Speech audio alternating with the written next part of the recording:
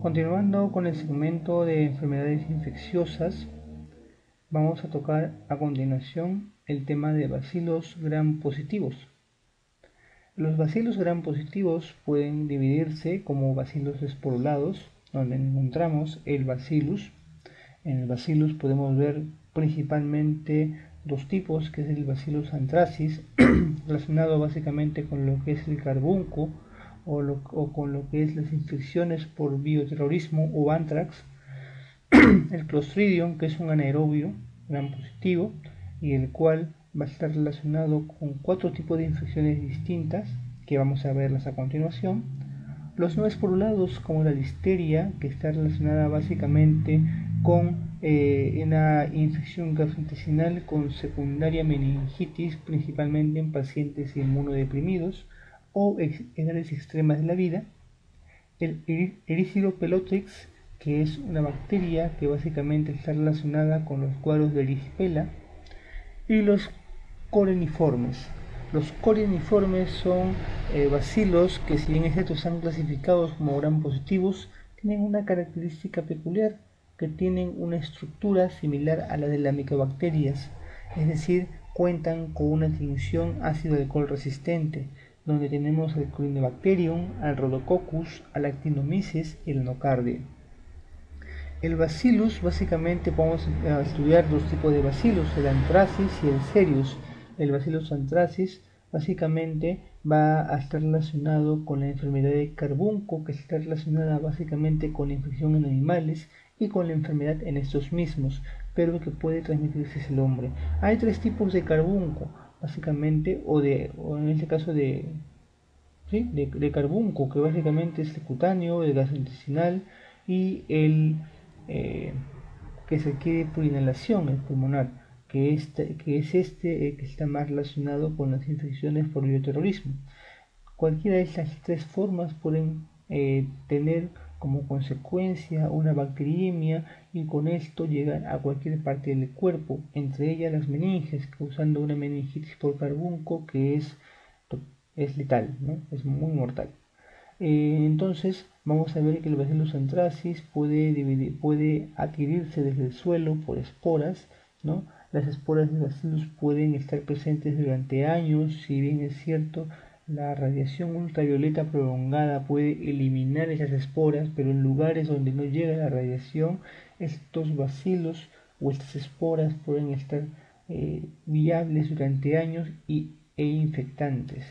Entonces, el bacillus anthracis básicamente va a ser un bacilo que va a ser contagiado en la mayoría de veces a través de vía animal, que puede ser por ingesta de carne infectada.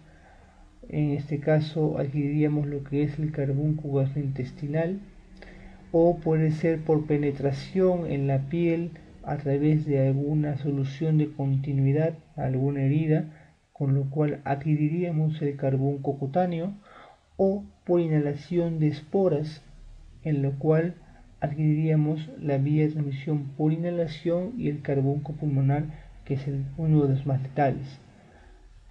El carbunco o anthrax, vamos a ver que básicamente el 95% de los casos va a ser un carbunco cutáneo. Y el carbunco cutáneo se va a caracterizar por una lesión que básicamente en un plazo de 1 a 2 días después de la infección, es decir, después de que la espora se introduce a través de la solución de continuidad, va a formar una herida que va a ser pruriginosa, que muchos campesinos que adquieren este tipo de lesiones van a confundirlas con picaduras de araña, la cual no le van a dar importancia, pero posteriormente a esto van a formar pápulas, ¿no? Con vesículas de contenido cero sanguinolento, que al madurar van a formar escaras negruzcas encima de estas pápulas con linfoadenopatía regional. Una forma grave de esta zona es el edema maligno por carbunco, es decir, estas zonas de lesiones cutáneas pueden formar sectores de edema perilesional con compromiso sistémico, sepsis, incluso hasta shock séptico. Y esto está relacionado básicamente con algunos factores antigénicos del carbunco. El carbunco tiene tres factores antigénicos dentro de su estructura de su pared. Tiene un factor protector, tiene un factor letal, tiene un factor de edema. Estos codificados por su ADN. La asociación del antígeno protector con el factor edema nos van a dar lo que es la toxina para el edema y la que va a causar este edema maligno. Pero la unión del factor protector con el factor letal nos va a dar la toxina letal, la que está relacionada básicamente con los cuadros de meningitis por anthrax y la que está relacionada con los cuadros de anthrax pulmonar, que está secundario a la vía de transmisión por inhalación. La pulmonar básicamente nos va a dar una neumonía necrotizante con un ensanchamiento mediastínico agudo, y la gastrointestinal básicamente por ingestión de carne contaminada. El tratamiento para el anthrax básicamente va a estar dado por penicilinas, al igual que el Clostridium, pero tenemos actualmente como alternativa bastante viable las quinolonas y entre ellas el ciprofloxacino. La forma de prevenir esta infección básicamente es por las vacunas con bacterias inactivadas, que pueden ser dadas también a las personas y también en la parte de la ganadería a los animales, para poder evitar esta infección. El Bacillus cereus es otro tipo de bacillus que está relacionado básicamente a las intoxicaciones alimentarias por consumo de arroz. Los cuadros diarreicos que nos produce este bacillus van a ser básicamente con un cuadro emetizante similar al del estafilocócico, incluso con un tiempo de incubación de 1 a 6 horas similar a la que estudiamos en la intoxicación alimentaria por toxina estafilocócica. Pero en este caso el tratamiento también no va a requerir un tratamiento antibiótico, al igual que el Staphylococcus aureus, y su contaminación va a ser básicamente por toxinas. Y aquí tenemos un cuadro el cual lo pudimos también ver en los cuadros de intoxicación alimentaria por Staphylococcus aureus, donde podemos ver que el principal síntoma va a ser las náuseas y los vómitos en la infección por Bacillus cereus, y básicamente esta infección está relacionada a la ingesta de arroz. Cuando vemos a los clostridiums que también son anaerobios esporulados gram positivos, vamos a dividirlos en neurotóxicos y no neurotóxicos. Los neurotóxicos básicamente Clostridium tetani y el Clostridium botulinum. El Clostridium tetani asociado a lo que es el tétanos y el Clostridium botulinum asociado a lo que es el botulismo. Los no neurotóxicos tenemos el perfringens y tenemos el difficile. El perfringens relacionado a lo que es la gangrena gaseosa y el difficile relacionado a la diarrea por antibióticos o colitis pseudomembranosas, con las complicaciones posteriores a cada uno de ellos. El Clostridium tetani vamos a ver que es un anaerobio estricto que puede formar esporas, y la toxina causante del tétanos va a ser la toxina tetanoespasmina. En países subdesarrollados con poco acceso a la vacuna, la presentación de estos cuadros, sobre todo en edades neonatales, van a ser esporádicas. Básicamente la toxina va a alojarse a través de la vía axonal en las médulas, bloqueando las neuronas inhibitorias del GABA, causando una hiperactividad en las motoneuronas del asta anterior. El tétano generalizado, que es el más frecuente, va a estar caracterizado clínicamente por algunas manifestaciones como el trismo, una risa sardónica con espasmos generalizados. Y en los casos graves, estos espasmos pueden llegar a paralizar los músculos respiratorios, causando con ello disfunción ventilatoria, lo cual requiere uso de ventiladores mecánicos o incluso disfunción autonómica con alteración de las funciones neurovagales del cuerpo, como la frecuencia cardíaca, la frecuencia respiratoria. El tétanos local y cefálico es otro tipo de manifestación clínica, y el neonatal, que es el más frecuente, asociado básicamente a infecciones del cordón umbilical. Es muy generalizado y muy grave, sobre todo por la incidencia de mortalidad en pacientes neonatales. El Clostridium tetani, básicamente el diagnóstico va a ser clínico por las manifestaciones que puede presentar, o incluso en tétanos leves, en los cuales la ayuda diagnóstica se puede utilizar la electromiografía. Los antibióticos básicamente, como estos gérmenes están causados por toxinas, el tratamiento antibiótico en realidad es controversial. Podemos usar antibióticos que cubran anaerobios como las penicilinas G o como el metronidazol, pero en realidad es bastante controvertido el inicio de ese tratamiento porque son toxinas, es decir, el antibiótico no va a hacer ningún efecto sobre la toxina. Lo que sí podría causar es eliminar la raíz de las toxinas, las bacterias que están todavía haciendo bacteriemia y produciendo esas toxinas. Pero, como digo, el tratamiento en realidad es controversial. Básicamente, en infecciones por tétano, el tratamiento de elección son las medidas generales: el debridamiento de la herida, sacar el foco infeccioso, inmunoglobulina tetánica humana si es necesario y la vacuna si es necesario. Vamos a ver que la profilaxis tetánica va a depender mucho de la vacunación que uno tenga. Si uno ha realizado las dosis correctas de vacunas, las 3 a 5 vacunas que normalmente se están colocando para protección del tétanos, y si no ha pasado mucho tiempo entre esa vacunación y el evento con la gente que introduce el tétanos, que básicamente es por vía cutánea, por la infección, por la introducción de esta bacteria o esas esporas a través de una solución de continuidad, vamos a ver que esto puede desarrollar la infección.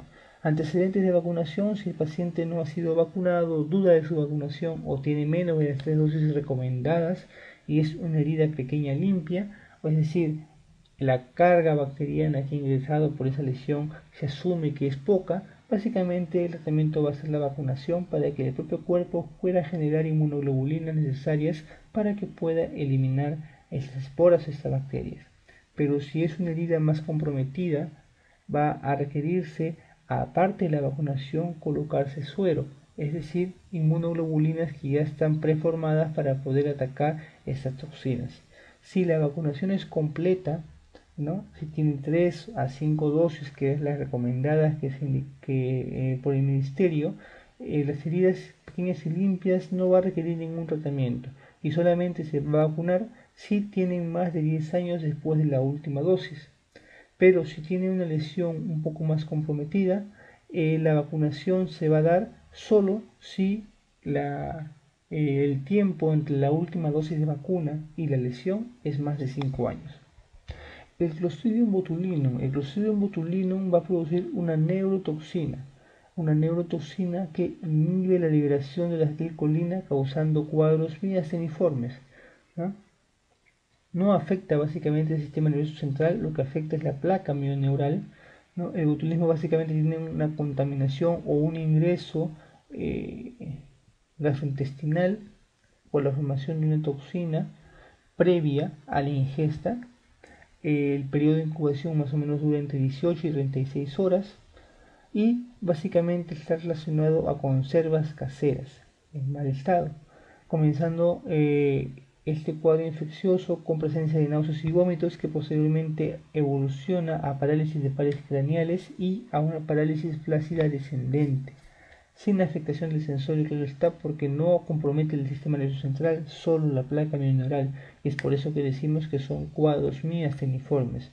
Son síntomas anticolinérgicos, pupilas dilatadas, sequedad, hilio paralítico, oftalmoplejía, incluso llegando a la parálisis de músculos respiratorios.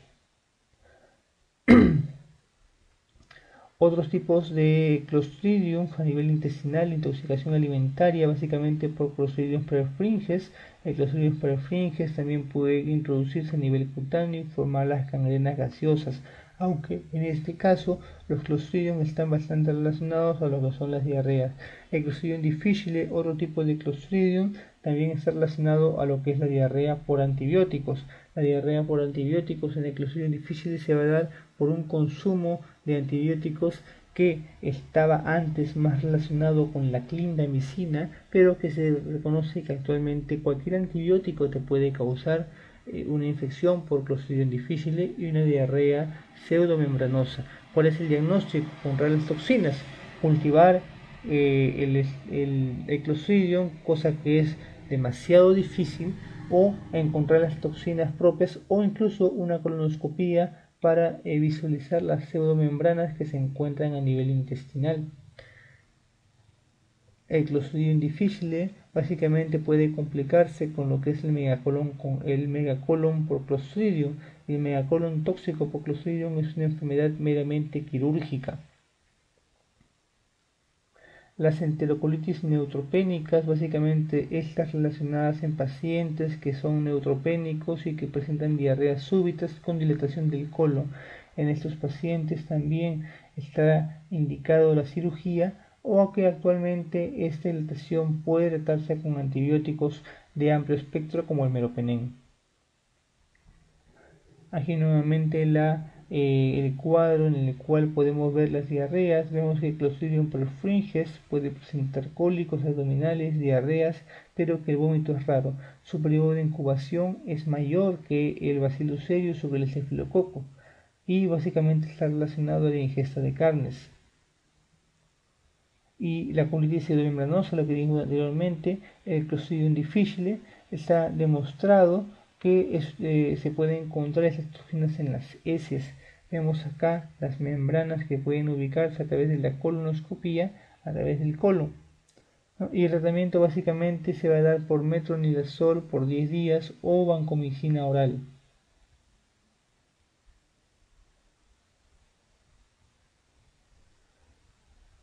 Otros Clostridium que pueden alterar básicamente a nivel de tejidos blandos, celulitis, que pueden sobreagregarse con infecciones gaseosas como el Clostridium perfringens y cuadros similares a lo que es fasciitis. La listeria. En el cuadro de la listeria, básicamente la listeria está relacionada con una infección vía gastrointestinal, la cual va a desarrollar por bacteriemia una infección a través de las meninges en pacientes principalmente inmunosuprimidos.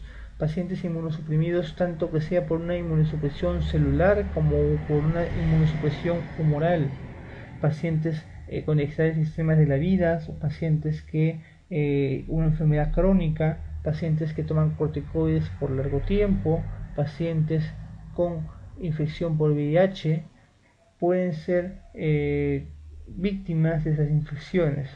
Las listerias sobreviven muy bien dentro de los macrófagos y entran gracias a las internalinas, que son mecanismos de protección para evitar la fagocitosis del macrófago o la destrucción de esa bacteria dentro del mismo.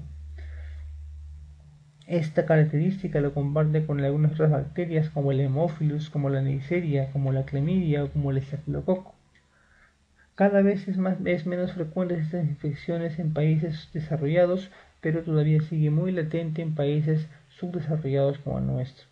Básicamente la forma de contagio es por vía alimentaria, por vía gastrointestinal, a través de verduras, leche o derivados de la carne como el hot dog, pero también puede haber una transmisión materno-fetal a través de madre-niño. Como dijimos, básicamente los factores de riesgo van a ser edades extremas de la vida, inmunodepresión celular, que es la causa más importante, pero que también se puede dar por inmunosupresión humoral. Entonces aquí tenemos los factores de riesgo y vamos a básicamente las infecciones por listeria, las sepsis neonatales, ¿no? O las meningitis, que van a estar acompañadas en la incidencia junto con el Streptococcus galactiae como el E. coli. El tratamiento o elección básicamente va a consistir en las aminopenicilinas, la ampicilina asociada a aminoglicósidos. Los cultivos básicamente en ellos van a ser negativos, pero se va a demostrar en la atención gran como bacilos gran positivos. El Erysipelotrix es un germen causante básicamente de lo que es la erisipela, un diagnóstico diferencial con el empético ampolloso causado por estafilococo o causado por Streptococcus. El Corynebacterium, dijimos que el Corynebacterium básicamente tiene una característica importante. El Corynebacterium es una bacteria que tiene una pared similar a la de las micobacterias y tiene una pared similar a lo que son los ácidos alcohol resistentes. Este Corynebacterium va a producir toxinas distéricas, la cual va a ser causante de la enfermedad con su mismo nombre, la difteria, en países en los cuales no tienen un adecuado programa de vacunación para esa enfermedad. La bacteria no invade, su toxina provoca inhibición de la síntesis proteica y diseminación hematógena.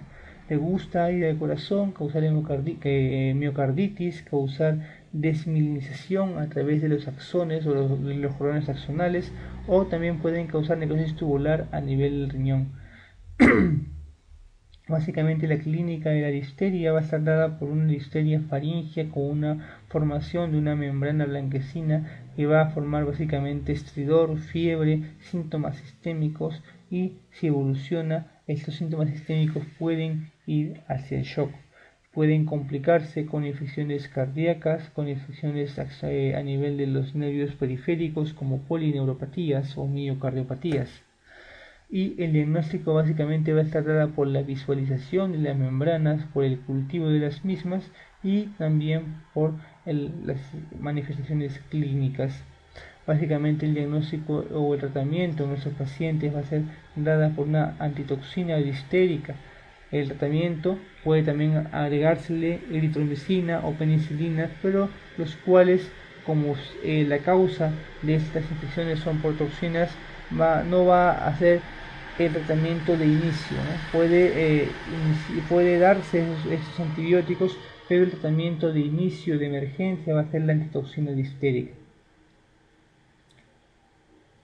Tenemos entre otros tipos de Corynebacterium, además del Listeria, el Minutissimum, el Heicium, el Uraliticum, entre otros.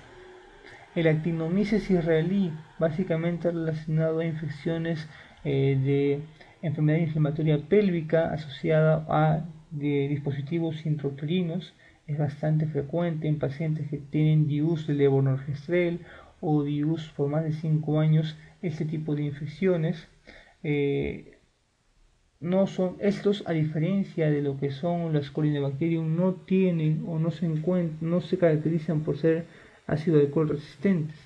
Son comensales propios de la orofaringe, del tubo digestivo y de la vagina, y es por eso que pueden formar tanto infecciones pélvicas como también infecciones cervicales con linfoadenopatías.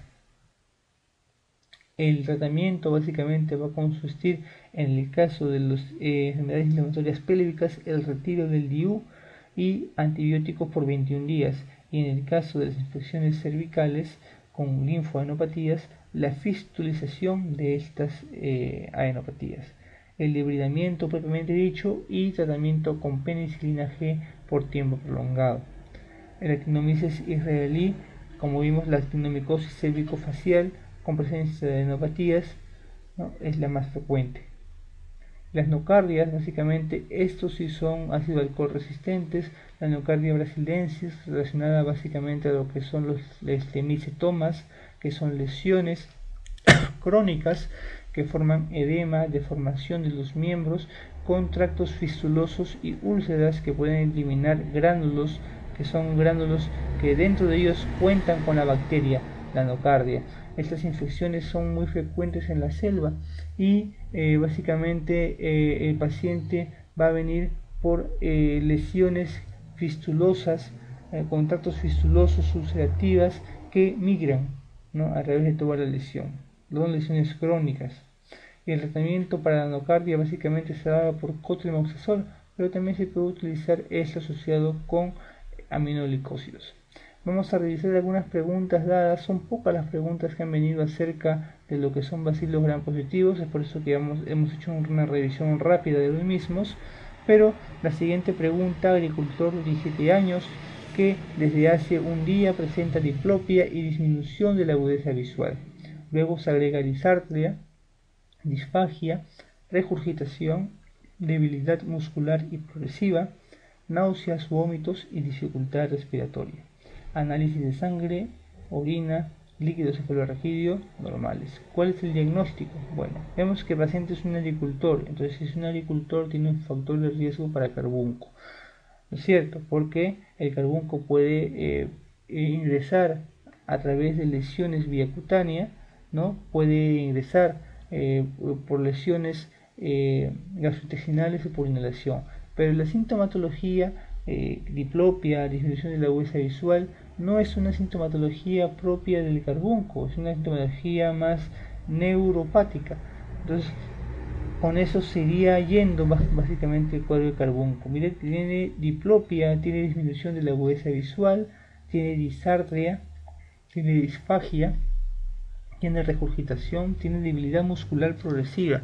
Cuando hablamos de debilidad muscular progresiva, cuando hablamos de diplopia, nos hace pensar básicamente en un cuadro de miastenia, ¿no es cierto? Porque los pacientes de miastenia tienen una debilidad progresiva que comienza, que en la mañana se levantan bien, pero que poco a poco van desgastando y en la tarde ya se encuentran completamente asténicos. Y esto también la diplopia por la parálisis de los parascaniales y de los músculos de los músculos del globo ocular, y es asociado a náuseas, vómitos y dificultad respiratoria. Dificultad respiratoria por parálisis de los músculos respiratorios. Si no encuentran ninguna alteración, porque básicamente hay gérmenes que no son cultivables, entonces aquí nos encontramos frente a un cuadro, al parecer, según las claves que nos encontramos, no puede ser tetania, porque la tetania es más espasmódico y este es más flácido. Intoxicación estafilocócica no tiene nada que ver porque no presenta en ningún momento, si bien hay diarreas, hay vómitos, o hay náuseas y vómitos, pero los cuadros estafilocócicos por intoxicación alimentaria no van a presentar cuadros neuropáticos o cuadros neurológicos. Una rotura de aneurisma sería mucho más aparatosa, con una cefalea tipo Thunderclap, que le indican una cefalea en la cual alcanza su pico máximo de dolor en el primer minuto, lo cual no está manifestado acá, y una intoxicación aguda lorada no tiene nada que ver en realidad. El botulismo aquí sería la mejor clave. Varón de 40 años consulta por la aparición en el brazo de una lesión papulosa de 3 centímetros, que al comienzo fue muy pruriginosa e indolora, que progresa la formación de vesículas, ¿no?, con costras negruzcas rodeada de edema y vesículas moradas. Su ocupación, crianza de ganado lanar y vacuno en la zona rural de Huaral. No presenta fiebre, pero sí hay síntomas sistémicos como taquicardia, hay taquipnea y una presión arterial conservada en ese momento. Bueno, ese paciente también ganadero, que tiene una lesión básicamente cutánea, caracterizada por una pápula con una escara negruzca encima y con linfoadenopatías cercanas al lugar de lesión. Entonces eso es un cuadro de un carbunco cutáneo. ¿Y el carbunco cutáneo cómo se trata? Básicamente con antibióticos, penicilinas o quinolonas. Y el tratamiento aquí sería ciprofloxacino 200 miligramos vía endovenosa cada 12 horas. Con esto llegamos a su fin, a la parte de bacilos gram positivos. Muchas gracias.